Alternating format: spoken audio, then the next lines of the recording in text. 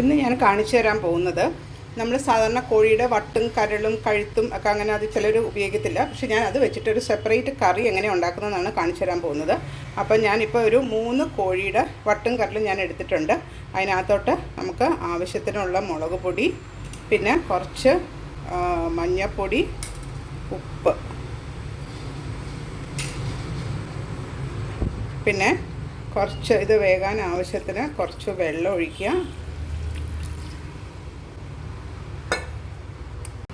പിന്നെ ആവശ്യത്തിന് ഉള്ള കറിവേപ്പില, പിന്നെ നമ്മളിവിടെ നിന്ന് പറിച്ച കൂർക്ക, അതും ഇതിനകത്തിട്ടിട്ട് നമുക്കിതെല്ലാം കൂടെ വേവിച്ച് എടുക്കണം. ആദ്യത്തെ സ്റ്റെപ്പ് അതാണ്. എളുപ്പമാണ് ഇത് ഉണ്ടാക്കാൻ, പക്ഷേ അതിൻ്റെ ടേസ്റ്റ് നല്ല ടേസ്റ്റാണ്. അപ്പോൾ നമ്മൾ ഈ കോഴിയുടെ വട്ടും കരളും കഴുത്തും ചിറകും കൂർക്കയും മസാലകളും എല്ലാം ഇട്ട് നമുക്കൊന്ന് വേവിച്ചെടുക്കാം.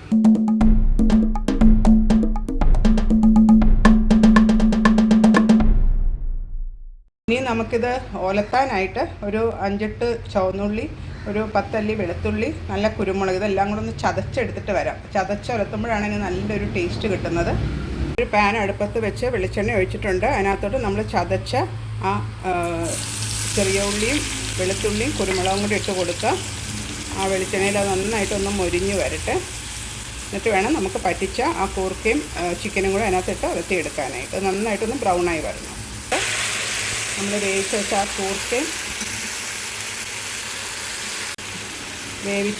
കൂർക്കയും കോഴിയുടെ വട്ടും കരടും എല്ലാം ആ മൂപ്പിച്ച ചുവന്നുള്ളിയിലോട്ട് ഇട്ട് കൊടുത്തു. ഇനി ഒന്ന് പരണ്ടിരിക്കുന്ന പരുവത്തിൽ നമുക്കിതിനെ ഒന്ന് ഉലത്തിയെടുക്കണം. ഇത് നല്ലൊരു ടേസ്റ്റാണ് ഇതിന്. ഇത് ഉണ്ടാക്കിയിട്ടില്ലാത്തതൊന്ന് ട്രൈ നോക്കുക. ഒരു പ്രത്യേക ടേസ്റ്റാണ്. കൂർക്കയും കൂടെ ചേർന്നാൽ കൂർക്കയ്ക്കാണ് ഏറ്റവും ടേസ്റ്റ് വരുന്നത്. ഈ കോഴിയുടെ ആ നെയ്യിലൊക്കെ കിടന്ന് വെന്ത് വരുമ്പോൾ കൂർക്കയ്ക്കാണ് ഏറ്റവും നല്ല ടേസ്റ്റ് കിട്ടുക. നന്നായിട്ട് ഉലർന്ന് വന്നിട്ടുണ്ട്. ഫൈനലായിട്ട് കുറച്ച് കറിവേപ്പിലയും കൂടെ ഇട്ടിട്ട് നമുക്കതിനെ ഇളക്കി ഞാനിപ്പോൾ ഒന്ന് കാണിച്ചു തരാം. കണ്ടോ, അതിൻ്റെ ആ പരുവം ഒന്ന് കാണിച്ചു തരാം. നല്ല വട്ടും കരളും കൂർക്കയിട്ട് ഉലത്തിയത് റെഡിയായിട്ടുണ്ട്. കണ്ടോ. പിന്നെ ഇതിൻ്റെ ബെസ്റ്റ് പാർട്ട് എന്താണെന്നറിയോ? നമ്മൾ ഇത് ഒക്കെ ഇങ്ങനെ മാറ്റി വെച്ചിട്ട് ഈ ചീനച്ചട്ടി തന്നെ ഈ പാനിൽ കുറച്ച് ചൂട് ചോറിട്ടൊന്ന് ഉരുട്ടി കഴിച്ചാലുണ്ടല്ലോ നല്ലൊരു ടേസ്റ്റാണ്. ആ കോഴിയുടെ നെയ്യും കൂർക്കയുടെ ടേസ്റ്റും വെളിച്ചെണ്ണയുടെയും എല്ലാം കൂടെ നല്ലതായിട്ട് കിട്ടും. നമ്മൾ തൂത്ത ചോറെന്ന് പറയാറില്ലേ, അതിങ്ങനത്തെയൊക്കെ ഉലത്തുന്നതിൽ നമ്മൾ ഉണ്ടാക്കിയെടുത്താൽ, തൂത്ത് ചോറ് ഉണ്ടാക്കിയെടുത്താൽ നല്ല ടേസ്റ്റായിട്ട് കിട്ടും. അപ്പം ഞാനും അങ്ങനെ ഒന്ന് തൂത്ത ചോറ് ഇതിനകത്തിട്ട് കഴിക്കാൻ പോവുകയാണേ.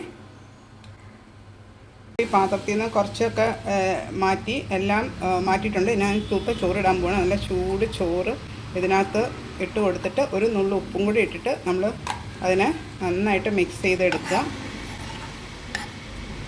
ഇതാണ് ഈ തൂത്ത ചോറിനോളം ടേസ്റ്റ് വേറെ ഒന്നിനും കിട്ടൂല.